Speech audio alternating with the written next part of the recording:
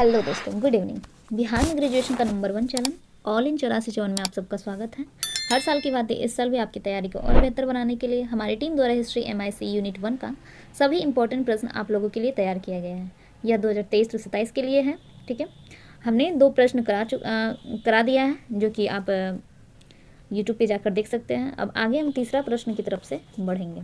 ठीक है, ये दोनों प्रश्न हो चुका था, भारतवर्ष की प्राचीन विशेषताओं का परिचय प्रस्तुत करें, और ये भी प्रश्न हो चुका था और अच्छी तरह से समझा भी दिया गया था कैसे कैसे क्या है क्या नहीं है ना। ये भी हो गया था भारतीय प्राचीन संस्कृति है ना के बारे में बताना था। अब बढ़ते हैं अपने तीसरे प्रश्न की तरफ। प्राचीन भारत के इतिहास की जानकारी के साहित्यिक स्रोतों का वर्णन करें अथवा भारतीय साहित्य के गौरवपूर्ण इतिहास का वर्णन करें। हम लोगों को इसके बारे में बताना है। ठीक है, भारतीय साहित्य के गौरवपूर्ण इतिहास का वर्णन करना है। तो करते हैं, हमारा आंसर ये रहा।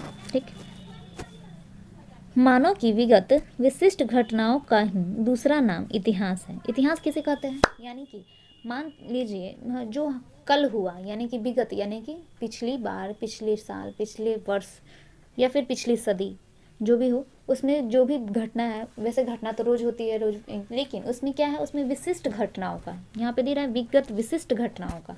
विगत बहुत सारी घटनाएं होती हैं। आप खाना खाते हैं, स्कूल जाते हैं, कोचिंग जाते हैं, तो ये सब तो नॉर्मल सी चीज़ें हैं, तो वो तो इतिहास में नहीं ना लिखी जाएगी। आप अगर कुछ अच्छा करते हैं तो वो क्या होगा, इतिहास में दर्ज होगा। तो क्या कह रहा है, विगत विशिष्ट घटनाओं का ही दूसरा नाम इतिहास है, पर बीती हुई घटनाओं को वर्तमान में सदा या बीती घटनाओं की याद वर्तमान में सदा होती रहे, इसके लिए साधनों की जरूरत है, और यह केवल साहित्यिक एवं कलाकृतियों से ही मिल सकता है।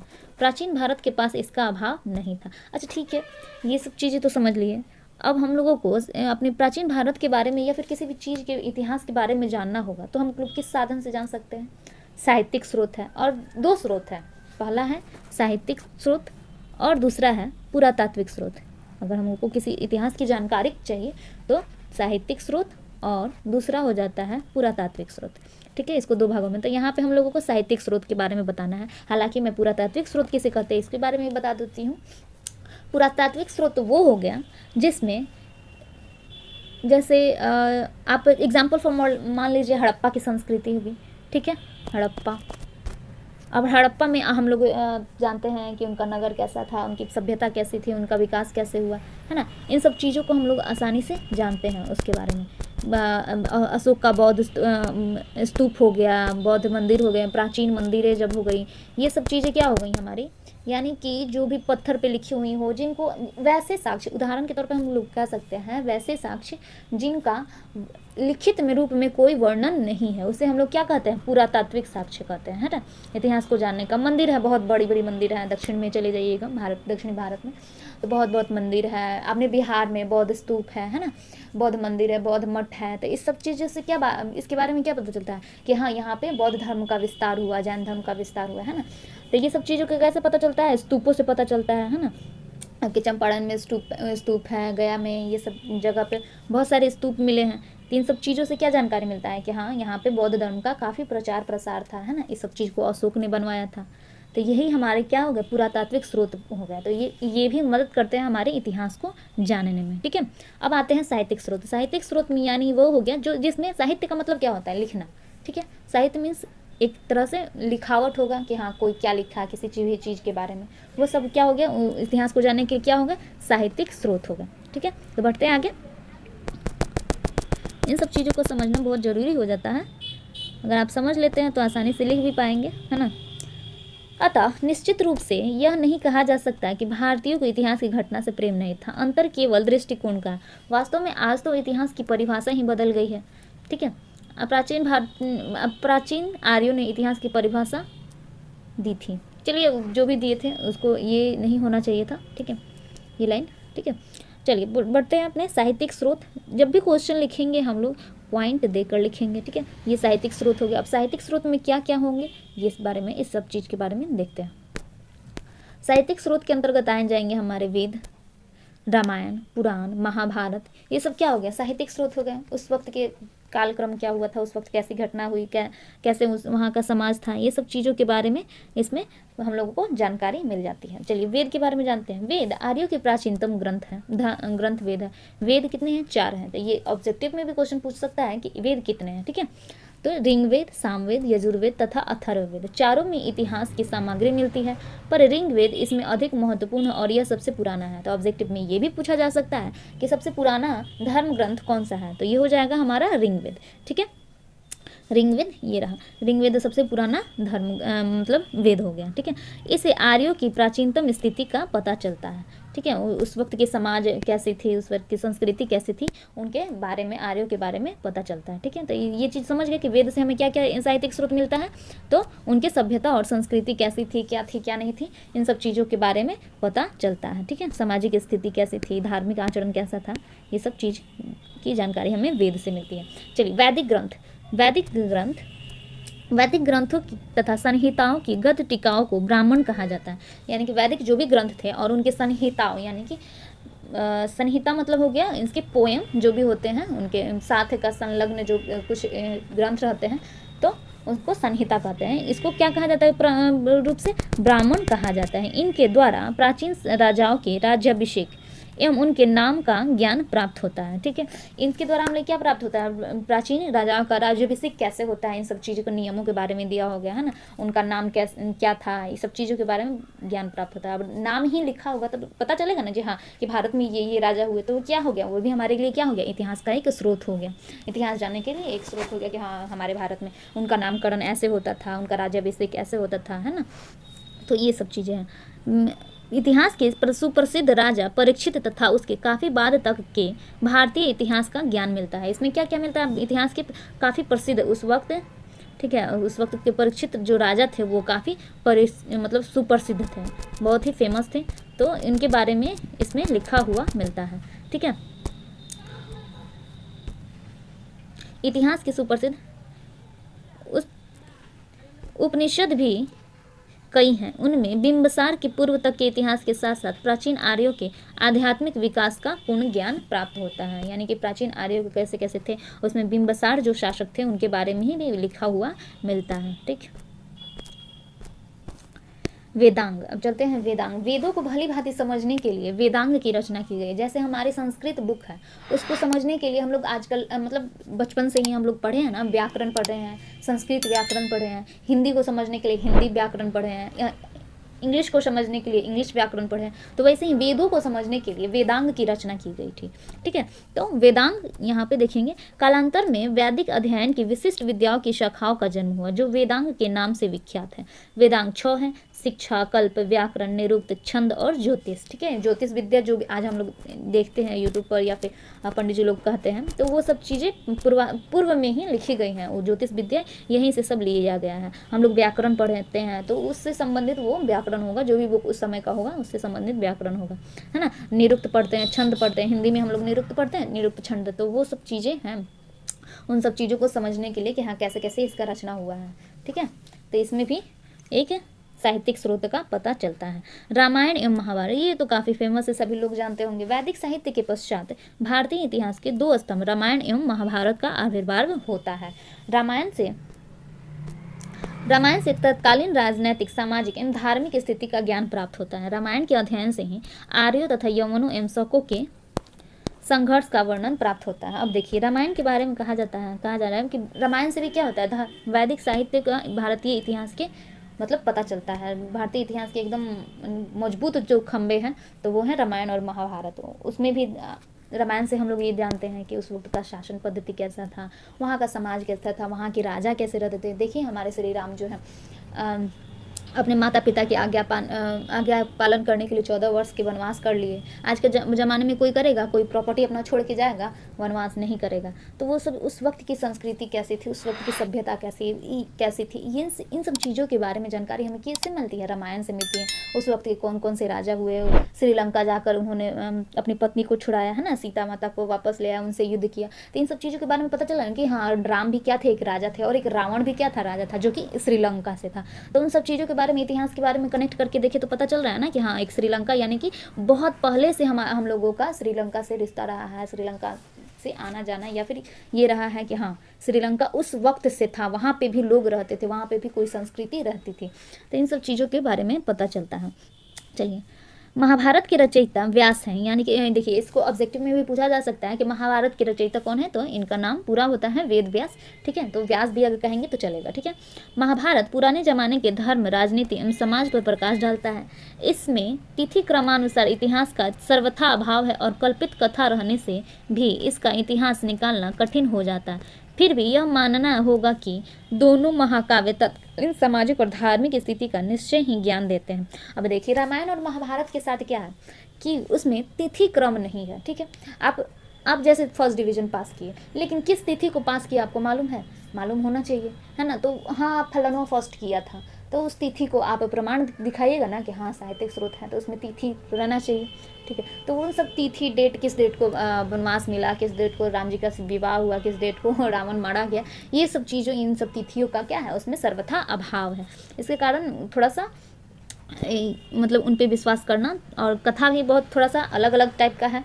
ठीक है, तो अविश्वसनीय है, तो इस पर थोड़ा सा विश्वास करना बहुत लोगों को ये कठिन हो जाता है। हालांकि अब सब कार्बन डेटिंग के द्वारा सब चीज़ सिद्ध किया जा रहा है ना, तो ये सब चीज़ें हैं।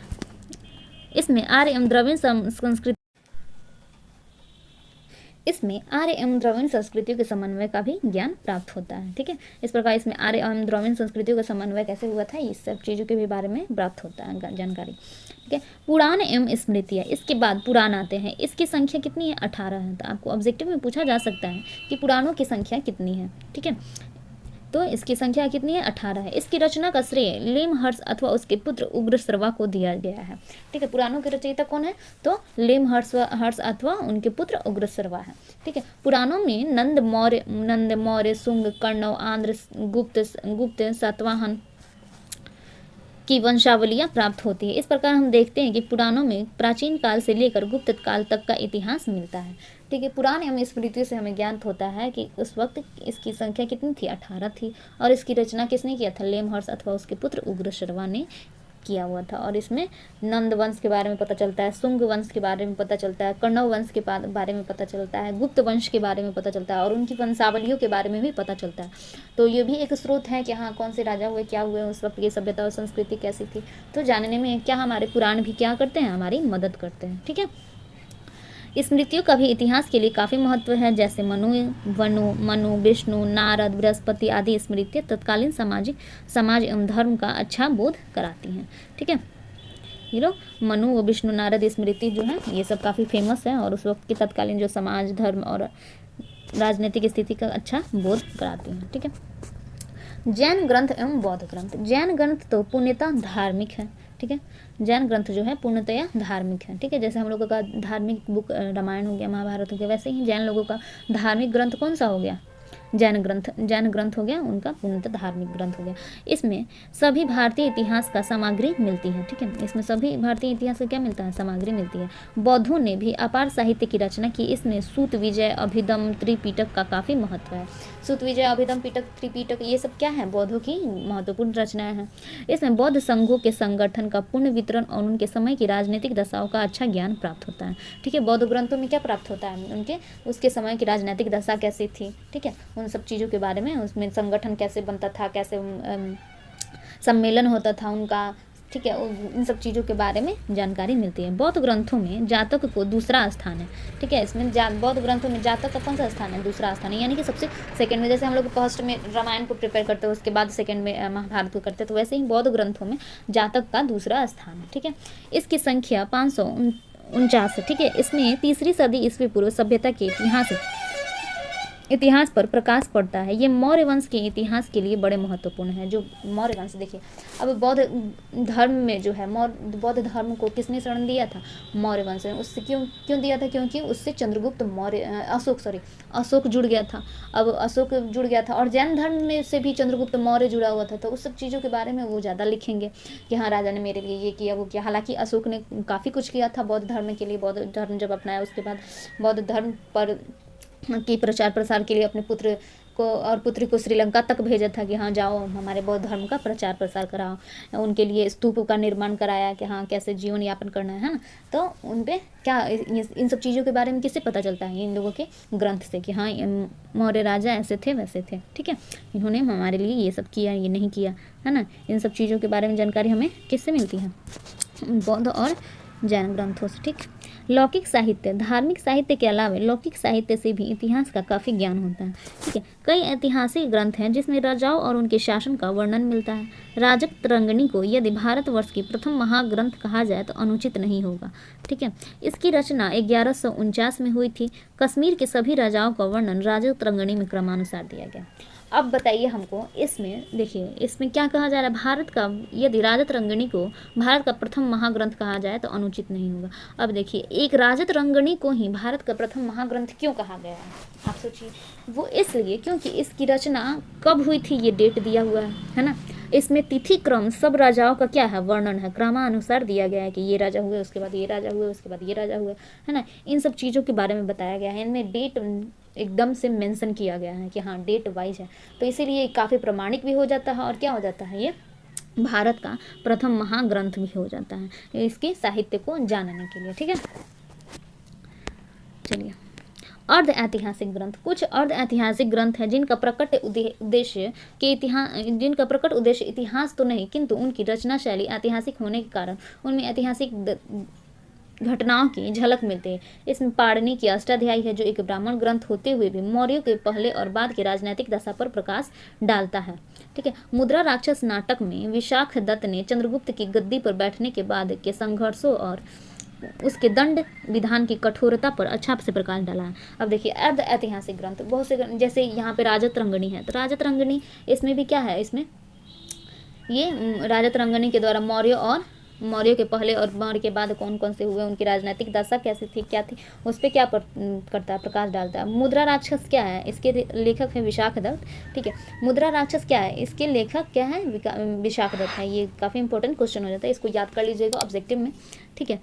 ये उस समय मुद्रा राक्षस क्या है? एक नाटक की पुस्तक है, ठीक है, जिसमें नाटक की पुस्तक होने के कारण इसमें चंद्रगुप्त उस वक्त लिखा गया होगा, तो चंद्रगुप्त के दंड नीति के बारे में बताया गया कि उस वक्त चंद्रगुप्त की दंड नीति कैसी थी, यानी कि बहुत कठोर हुई होगी, है ना, कठोर दंड नीति थी। तो इस सब चीज़ों के बारे में तो हमको कैसे पता चल गया कि ये मुद्रा राक्षस से पता चल रहा है कि हाँ चंद्रगुप्त की उस समय क्या होगी, दंड नीति काफ़ी कठोर हुई होगी, कठोर थी, है ना। इन सब चीज़ों नाटक से ही पता चल, जो वास्तविकता होता है वही मतलब दिखाया जाता है नाटक में। आज के ज़माने में जो वास्तविकता है, हम लोग फिल्म देखते हैं, नाटक देखते हैं, इन सब चीज़ों के बारे में क्या बताया जाता है? आज के समाज के बारे में बताया जाता है कि आज क्राइम कितना बढ़ गया है क्या नहीं है ना। तो उस वक्त के समय में वो भी था, पहले तो फिल्म वगैरह नहीं ना थी, तो नाटक ही चलता था, तो नाटक के द्वारा ही बताया गया था। इस अभी हम लोग की फिल्म कोई 10 साल मतलब 30-40 साल पहले का फिल्म देखो और अभी का फिल्म देखो, बहुत सारे सामाजिक परिवर्तन हो चुके हैं, है ना। पहले 30-40 साल पहले एकदम रुलाई वाला फिल्म होता था, अब कोई रुलाई वाला फिल्म देखना ही नहीं चाहता है ना, या फिर उस टाइप का फिल्म निकलता ही नहीं, अगर निकलता भी है तो उस समय का लोग नहीं देखता। लेकिन उस समय का सामाजिक स्थिति वही थी, तो इसीलिए उस समय का वो फिल्म वैसे चलता था। तो इससे क्या पता चलता है कि उस समय का समाज वैसा था और इस समय का हम लोग का समाज अलग है ना। एडवांस टेक्नोलॉजी आ गया है, एडवांस हो गया है, तो नए नए क्राइम के ऊपर भी फिल्म वगैरह बन रही हैं, तो इस सब चीज़ों के बारे में भी पता चलता है। चलिए अब अगला क्वेश्चन है, इसी के साथ क्वेश्चन खत्म होता है। अगला क्वेश्चन है हमारा, बौद्ध साहित्य एवं जैन साहित्य में उपलब्ध भारत के गौरव गाथा का वर्णन करना है। इसमें बौद्ध साहित्य में क्या है, यानी कि बुद्धिस्ट लिटरेचर, और जैन साहित्य का मतलब इंग्लिश में हम उसको कह सकते हैं जैन लिटरेचर, ठीक है। उसमें बौद्ध साहित्य और जैन साहित्य दोनों की रचना कहाँ हुई है? भारत में हुई है। तो उसमें भारत की क्या गौरव गाथा रही है, क्या क्या वर्णन किया गया है, इसके बारे में पूछ रहा है। तो आइए जानते हैं इसके बारे में, ठीक है। बौद्ध साहित्य में क्या दिया गया और जैन साहित्य में क्या दिया गया है। तो सबसे पहले हम लोग पॉइंट में इसको दे देंगे कि हाँ बौद्ध साहित्य में क्या दिया गया है, ठीक है। तो बौद्ध साहित्य वैदिक धर्म के साहित्य के अतिरिक्त बौद्ध धर्म का साहित्य भी प्रचुर मात्रा में उपलब्ध है, ठीक है। जातक ग्रंथ, इसमें क्या हो गया? जातक ग्रंथ, ठीक है। ऐतिहासिक दृष्टिकोण से बौद्धों पर जातकों का महत्वपूर्ण माना जा सकता है। जातक को महत्वपूर्ण माना जा सकता है, जिसमें महात्मा बुद्ध के अनेक जन्मांतरों की रोचक कथाओं का वर्णन किया गया है। मतावलंबियों के अनुसार शाक्य वंश में उत्पन्न होने से पूर्व महात्मा बुद्ध को अनेक जन्म लेने पड़े। इसकी कथाएं लगभग 546 जातकों में संकलित है। अब देखिए बौद्ध ग्रंथ से हम लोग को क्या पता चलता है, यहाँ पे जातक से, जातक ग्रंथ जो है बौद्ध साहित्य के एक महत्वपूर्ण, पहले वाला क्वेश्चन में भी बताया गया कि महत्वपूर्ण स्रोत है। तो उस समय क्या बताया गया, जातक में उनके ऐतिहासिक दृष्टिकोण से भी क्या होता है, जातक उसमें बताता है कि बौद्ध का जन्म कैसे हुआ, उनके पूर्व जन्म, जब बौद्ध जन्म लेने से पहले वाले जन्म में क्या थे, उसके पहले क्या थे, उन्होंने कितने जन्म लेने के बाद इसमें बौद्ध धर्म के अनुयायी बने, महात्मा बुद्ध का जन्म मिला। ठीक है, इन सब चीज़ों के बारे में उसमें मिलता है। ठीक है, त्रिपिटक, जातकों के अतिरिक्त त्रिपिटक का भी अत्यंत महत्वपूर्ण स्थान है। त्रिपिटक, सूत्र पिटक और अभिधम पिटक, विनय पिटक में संघ के संगठन से संबंधित नियम दिए गए हैं। देखिए इन सब पिटकों में क्या दिया गया कि संघ जो भी उस वक्त संगठन चलता था उसमें क्या नियम है, क्या पहनना है, क्या नहीं पहनना है, संगठन कैसे बनाना है, संगठन में किस उम्र के लोगों को शामिल करना है, किस उम्र के लोगों को नहीं शामिल करना है ना, स्त्रियों का वेशभूषा कैसे होगा, पुरुषों का वेशभूषा कैसे होगा, इन सब चीज़ों के बारे में नियम दिया गया है, इनका पालन कैसे करना है, इन सब चीज़ों के बारे में क्या दिया गया, नियम दिया गया। ठीक है, सूत्र पिटक में बुद्ध के उपदेशों का सार है। यह अनेक निकायों में विभक्त है। ठीक है, विभक्त है। अभिधम पिटक के 7 ग्रंथ हैं जिसमें बौद्ध मत के विचारों पर शास्त्रीय ढंग से विचार किया गया है। इनके द्वारा तत्कालीन धार्मिक एवं राजनीतिक परिस्थितियों का क्या होता है, ज्ञान होता है। इन सब चीज़ों के बारे में हम लोगों को क्या ज्ञान होता है कि उस वक्त की तत्कालीन धार्मिक और राजनीतिक परिस्थितियाँ कैसी होंगी, इन सब चीज़ों के बारे में पता चलता है। अन्य ग्रंथ, लंका के प्रसिद्ध बौद्ध ग्रंथ दीपवंश एक महावंश के द्वारा भारतीय बौद्ध मतावलंबी शासकों विशेषतः अशोक महान के राज्यकाल की अनेक महत्वपूर्ण घटनाओं का पता चलता है। सुप्रसिद्ध बौद्ध ग्रंथ मिलिंद पन्हों द्वारा विजेता मेंडर के जीवन के अनेक घटनाओं का वर्णन उपलब्ध होता है। ठीक है, उस समय के मतलब अन्य ग्रंथों के द्वारा, जैसे उस वक्त के महान शासक कौन थे, अशोक था, है ना, मीनांडर था, इसमें इन सब चीज़ों के बारे में, इन सब राजाओं के बारे में सब बढ़िया से वर्णन किया गया है कि अशोक महान शासक था, ऐसे था, जैसे ये मेनेंडर है, ये सब मिलिंद पन्हों के द्वारा इसमें लिखा गया है, इनके लेखक है, उसमें मेनेंडर के जीवन के घटनाओं के बारे में लिखा, कैसे अपना जीवन यापन किया, क्या क्या किया, क्या नहीं किया, इन सब चीज़ों के बारे में लिखा गया है। इसके अतिरिक्त दिव्यावदान और ललित विस्तार, महावस्तु, मंजूश्री, मूलकल्प बौद्ध धर्म के सुप्रसिद्ध ग्रंथ हैं जो तत्कालीन सामाजिक घटनाओं का ज्ञान कराते हैं। इसमें सारे ये सब लिखने की ज़रूरत नहीं है, लेकिन अगर 1-2 भी आप लिख देते हैं तो काफ़ी अच्छा इंप्रेशन पड़ता है। तो इन सब चीज़ों को याद कीजिए, वीडियो को 1 से 2 बार देखिए, उसको लिखने का प्रयास कीजिए। हालांकि PDF आपको टेलीग्राम पे मिल जाएगा, व्हाट्सएप पे मिल जाएगा, और आपको अगर किसी और भी विषय की PDF चाहिए तो ऐसे ही वीडियो चाहिए तो आप हमें कमेंट बॉक्स में कमेंट कर सकते हैं। और प्लीज़ हमारे वीडियो को लाइक कीजिए, शेयर कीजिए और सब्सक्राइब तो कर भी कीजिए। ठीक है ठीक है, आप लोगों के लाइक पे ही हमारा जॉब टिका हुआ है। ठीक है, अगर लाइक मिलता है तो हम प्रॉपर आप लोगों के साथ बने रहेंगे। ठीक, सर हमको हायर कर लेंगे तो प्लीज़ हमारे जॉब के लिए आप कम से कम हमारे वीडियो को लाइक कीजिए और जितने भी ग्रुप हैं उनमें सब शेयर कीजिए। प्लीज़ हमारी खास रिक्वेस्ट है आपसे कि जितने भी ग्रुप्स हैं उनमें शेयर कीजिए। व्यू अच्छा अगर जाएगा तो सर हमको हायर कर लेंगे, अगर नहीं जाएगा तो हमारी जॉब गई। तो हमारी जॉब आप लोगों के हाथ में है, तो प्लीज़ वीडियो को शेयर कीजिए और लाइक कीजिए। ठीक है, जैन साहित्य, जैन धर्म के ग्रंथों से अनेक सम्राटों के काल के ऐतिहासिक घटनाओं पर प्रकाश पड़ता है। जैन धर्म का प्रसिद्ध ग्रंथ श्रतुंग है। इसके अतिरिक्त भद्रबाहु कृत कल्पसूत्र का भी विशेष ऐतिहासिक महत्व है। परिशिष्ट पर्वत जैन धर्म के अन्य महत्वपूर्ण ग्रंथ हैं जो अपने समय के इतिहास का दर्शन कराता है। जैन साहित्य 5वीं और 6वीं शताब्दी ईसा पूर्व के इतिहास की जानकारी के लिए अधिक सहायक सिद्ध हुआ है। अब देखिए इसमें क्या है, कल्पसूत्र वगैरह जो भी है इसमें क्या किया गया है, उसमें जैन धर्म के महत्वपूर्ण ग्रंथ है और इसमें उस समय के इतिहास का क्या कराता है, दर्शन कराता है। उस समय की भारत की स्थिति कैसे थी, उन सब चीज़ों के बारे में बताता है ना।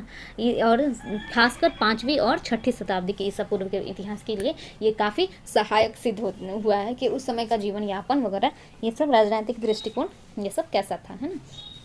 चलिए अगला क्वेश्चन बढ़ते हैं।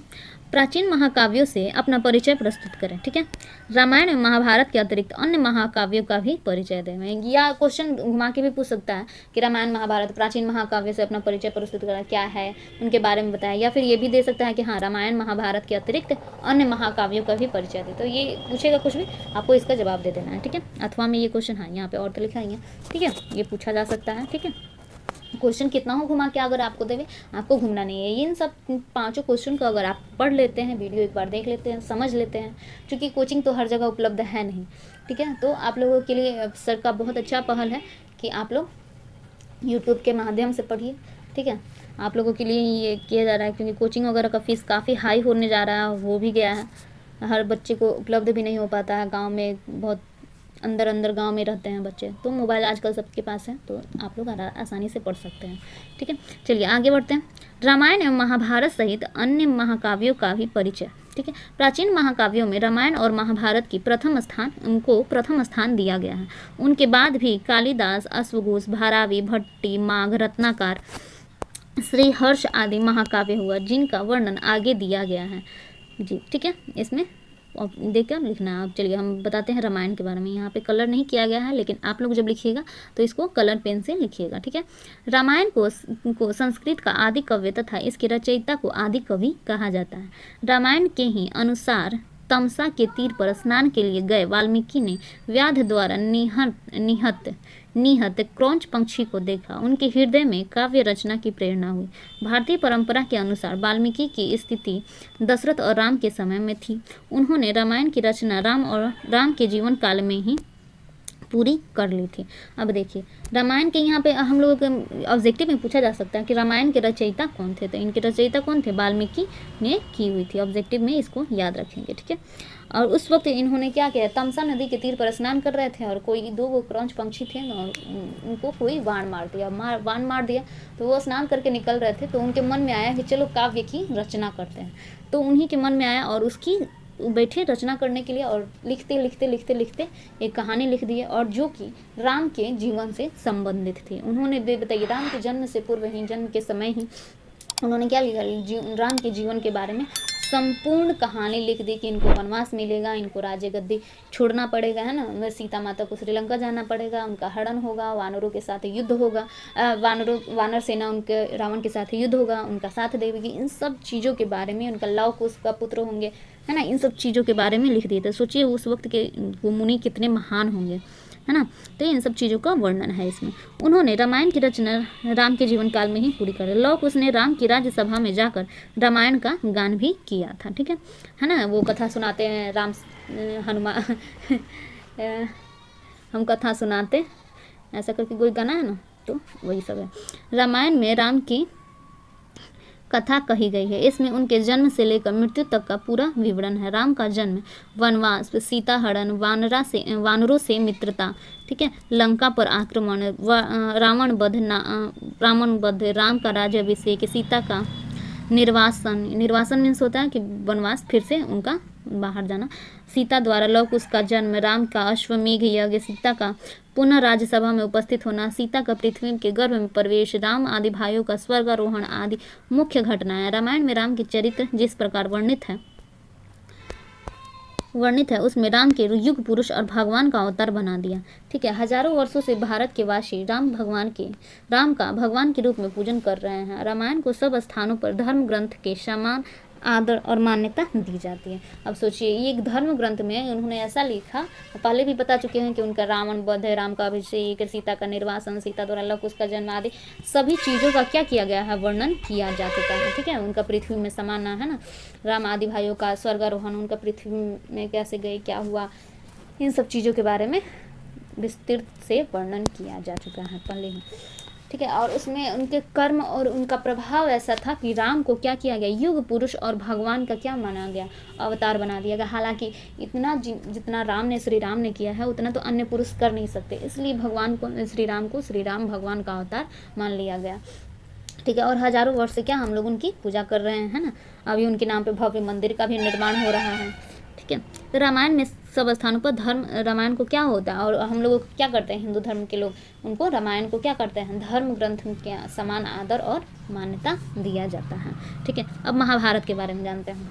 प्राचीन महान काव्य ग्रंथों में महाभारत का बहुत महत्व है। यह एक प्रकार से भारतीय ज्ञान का विशेष विश्वकोश है। महाभारत के संबंध में कहा गया है कि धर्म, अर्थ, काम और मोक्ष का संबंध में जो कुछ इसमें कह दिया गया वही अत्यत्र कहीं नहीं है। यानी कि महाभारत में जो भी कुछ कहा गया है इसमें और कहीं नहीं कहा गया। धर्म के बारे में, अर्थ के बारे में, काम के बारे में और मोक्ष के बारे में जितना भी कुछ कहा गया इसमें सब कुछ सत्य सत्य है। महाभारत की रचना के समय निर्विवाद नहीं है। उनकी रचना कब हुई थी उसमें कोई विवाद नहीं है। ठीक है, इसकी रचना विशिष्ट क्रम में हुई थी, यानी कि विशेष क्रम में हुई थी। वर्तमान समय में इसमें 1,00,000 श्लोक हैं। महाभारत में 18 पर्व, 18 पर्व का मतलब होता है 18 वो चैप्टर है। ठीक है, महाभारत में मुख्य रूप से कौरव पांडु के युद्ध का वर्णन है। इसमें इसके साथ ही अनेक अनुषांगिक कथाओं तथा वंश वर्णनों ने इसका आकार को अति विशाल बना दिया। और भी बहुत सारी कथाएं हैं, जो कहने का अर्थ ये है कि इसमें और भी बहुत सारी कथाएं हैं, वंशों का वर्णन है, जिससे इसका आकार को और क्या कर दिया, मोटा बना दिया, यानी कि विशाल बना दिया, है ना। महाभारत में ही मूल रूप से कृष्ण चरित्र का वर्णन है। उसमें क्या है, श्री कृष्ण के चरित्र का वर्णन है कि इन्होंने क्या क्या किया था। ठीक है, इसमें कृष्ण के राजनीति तथा धार्मिक रूप का वर्णन करके उनको विष्णु का अवतार माना गया है। इसमें क्या माना गया, श्री कृष्ण को उसमें विष्णु का अवतार माना गया है। ठीक है, हिंदू दर्शन का महान ग्रंथ भगवत गीता महाभारत का ही क्या है, एक अंश है। भगवत गीता हम लोग जो पढ़ते हैं वो क्या है, महाभारत का ही एक अंश है। महाभारत का युद्ध आरंभ होने पर यह उपदेश भगवान कृष्ण ने अर्जुन को दिया। इसको महाभारत का सर्वस्व कहा जाता है, यानी कि महाभारत का पूरा सब कुछ है गीता। जो महाभारत युद्ध हुआ, महाभारत कैसे हुआ, क्या हुआ, इन सब चीज़ों का ज्ञान जो है, सभी निचोड़ समझिए। जैसे हम लोग आपको सभी चैप्टरों का, सभी ये का निचोड़ करके आपको 5 को 10 को क्वेश्चन दे देते हैं, आपको पढ़ के जाना है और उससे ज़्यादा कहीं नहीं आता। वैसे ही सभी चीज़ों का महाभारत का निचोड़ है क्या, गीता। ठीक है, तो आगे बढ़ते हैं। महाकाव्यों का विकास और प्रमुख महाकाव्यकार, उनका विकास कैसे हुआ और उनके प्रमुख महाकाव्यकार कौन कौन है, इसके बारे में जानते हैं। चलिए, रामायण और महाभारत के बाद संस्कृत में महाकाव्यों की रचना की परंपरा विकसित हुई। सामान्यतः कालिदास को सर्वप्रथम संस्कृत महाकाव्यकार माना गया है, परंतु इसमें इनसे भी पहले महाकाव्यों की रचना आरंभ हो चुकी थी, यानी कि प्रारंभ हो चुकी थी। इसमें प्रमुख संस्कृत महाकाव्यकार निम्नलिखित हैं। वैसे हालांकि महाकाव्यकार तो बहुत सारे हैं, इनके कहने का अर्थ यही है कि महाकाव्यकार तो बहुत है। हालांकि माना जाता है कालिदास को सर्वप्रथम संस्कृत महाकाव्यकार, लेकिन इनसे पहले भी क्या हुई थी, बहुत सारे काव्यों की रचना हुई थी। तो कौन कौन से काव्यों की रचना हुई थी, क्या हुई थी, इसके बारे में आगे जानते हैं। कालिदास, प्राचीन संस्कृत कवियों में कालिदास बहुत प्रसिद्ध हैं। इनको विश्व का सर्वश्रेष्ठ कवि माना गया है। ठीक है, भारत का शेक्सपियर भी इनको कालिदास को कहा जाता है। ठीक है, विश्व का इन्होंने अनेक विद्याओं में काव्य लिखे। इनकी 7 रचनाएं प्रसिद्ध है। अभिज्ञान शाकुंतलम, विक्रम शौर्यम, मालविकाग्निमित्रम, रघुवंशम, वेंगदूतम और ऋतु संहार। इनमें रघुवंशम और कुमार संभवम महाकाव्य है। ठीक है, उन्होंने बहुत सारे काव्य की रचना की है, लेकिन क्या है, रघुवंशम और क्या है, कुमार संभवम जो है वो क्या है, महाकाव्य है। अश्वघोष, इन्होंने भी लिखा हुआ था। अश्वघोष के समय प्रथम शताब्दी है। ठीक है, उनका समय कब था, पीरियड ऑफ अश्वघोष कब था, प्रथम ईसा का जब प्रथम शताब्दी था उस समय था। ये सम्राट कनिष्क के गुरु थे और ये प्रसिद्ध बौद्ध विद्वान हुए। बौद्ध ग्रंथों के अतिरिक्त इनके 3 नाटक और 2 महाकाव्य भी हैं। ये महाकाव्य हैं बुद्ध चरित्र और सौंदर्य नंदन। ठीक है, इनकी कौन कौन से महाकाव्य हैं, तो बुद्ध चरित्र और सौंदर्य नंदन। ठीक, चलिए, भारवी का समय 6ठी शताब्दी के उत्तरार्ध और 7वीं का पूर्वार्ध माना जाता है, यानी कि 6ठी शताब्दी के मतलब के बाद और 7वीं शताब्दी के पहले। पूर्वार्ध मतलब होता है पहले। ठीक है, ऐहोल के शिलालेख 634 ईस्वी में कालिदास के साथ भारवी का भी क्या है, उल्लेख है। ठीक है, ऐहोल जो शिलालेख है, ठीक है, जैसे हम लोग जानते हैं ना, आगे बताए हुए हैं कि साहित्यिक स्रोत होते हैं और पुरातात्विक स्रोत होते हैं। तो क्या है, ये शिलालेख जो है क्या है, उनका उसमें वर्णन किया गया है। तो ये शिलालेख किस में आ जाएंगे, पुरातात्विक स्रोत में आ जाएंगे। ठीक है, तो उसका किस में, उसका वर्णन किसका वर्णन है शिलालेखों में, तो कालिदास के साथ भी क्या है, भारवी का भी उल्लेख किया गया है। तो इससे पता चलता है ना कि हाँ, उस समय उस शिलालेख में क्या है, कालिदास भी थे और भारवी नामक के भी कोई व्यक्ति थे, है ना। भारवी एक महाकाव्य किराता अर्जुनियम मिलता है। भारवी का एक महाकाव्य है जिसका नाम है किराता अर्जुनियम। तो ये ऑब्जेक्टिव में भी पूछा जा सकता है, किराता अर्जुनियम के लेखक कौन है, तो भारवी। ठीक है, 18 सर्गों के इस महाकाव्य में पांडवों के वनों की वनवास की कथा। पांडव को भी हम लोग जानते हैं कि उनका 12 वर्ष को वनवास मिला था, तो उनका वर्णन किस में है, किराता अर्जुनियम में इसका वर्णन मिलता है। ठीक है। भट्टी भट्टी भट्टी भट्टी का समय 6ठी शताब्दी का पूर्वार्ध और 7वीं शताब्दी के उत्तरार्ध निश्चित किया गया है। ये वल्लभी के निवासी थे और इनका महाकाव्य रावण वध यानी कि भट्टी काव्य मिलता है। ठीक है। माघ माघ का स्थान संस्कृत महाकवियों में बहुत ऊंचा है। माघ की एक रचना शिशुपाल वध मिलती है। ठीक है। आपको अगर क्वेश्चन नहीं भी आए तो उनके बारे में क्या करना है, ये सब काव्य को याद कर लीजिए। ठीक है। ये सब कवि का नाम याद कर लीजिए और उनके बारे में कुछ बड़ाई कर दीजिए कि हाँ ये बहुत महान कवि थे, ऐसे थे वैसे थे, और उनका एक दो जैसे भट्टी हैं तो इनका क्या है, महाभट्टी काव्य मिलता है, तो इन सब चीज़ों के बारे में लिख दीजिएगा ना, तो एग्जामिनर को लगेगा कि हाँ बच्चा बहुत पढ़ा है। हालांकि आपको याद कराया जा रहा है, आप 2-3 बार अगर वीडियो को देख लेते हैं तो याद तो होना पक्का ही है। ठीक है। श्रीहर्ष पृथ्वीराज के समकालीन कन्नौज के राजा जयचंद्र के सभा पंडित थे। इनके पिता का नाम श्रीहरि और माता का नाम मामल्ल देवी था। इनका समय 12वीं शताब्दी निश्चित है। इन्होंने अनेक रचनाएं लिखी। इनकी क्या हुई थी, अनेक रचनाओं को इन्होंने लिखा था। इनमें नौशिधिरी धीय चरितम महाकाव्य की बहुत प्रतिष्ठा है। श्रीहर्ष के बाद भी अनेक महाकाव्य लिखे गए। ठीक है। तो इसी के साथ हमारा ये क्वेश्चन समाप्त होता है। लेकिन श्रीहर्ष किसके समय के थे, तो पृथ्वीराज के समकालीन थे। ये ऑब्जेक्टिव में आप याद कर सकते हैं। ठीक है। अगर वीडियो को अब थोड़ा सा भी आपको अच्छा लगा हो तो प्लीज़ हमारे वीडियो को लाइक कीजिए। ठीक है। इसी के साथ हमारा वीडियो होता है समाप्त। मिलते हैं अगले वीडियो में। अगर सर हमको हायर करते हैं तो, और आप लोग के लाइक के ऊपर है, तो प्लीज़ प्लीज़ प्लीज़ हमारे वीडियो को खूब लाइक कीजिए। ठीक है। और शेयर कीजिए अपने ग्रुप में, जितने भी ग्रुप हैं आप उनको सब में डालना है, वीडियो को सब में शेयर कर दीजिए प्लीज़। ठीक है। तो इसी के साथ वीडियो होता है समाप्त। मिलते हैं अगले वीडियो में, तब तक के लिए जय हिंद।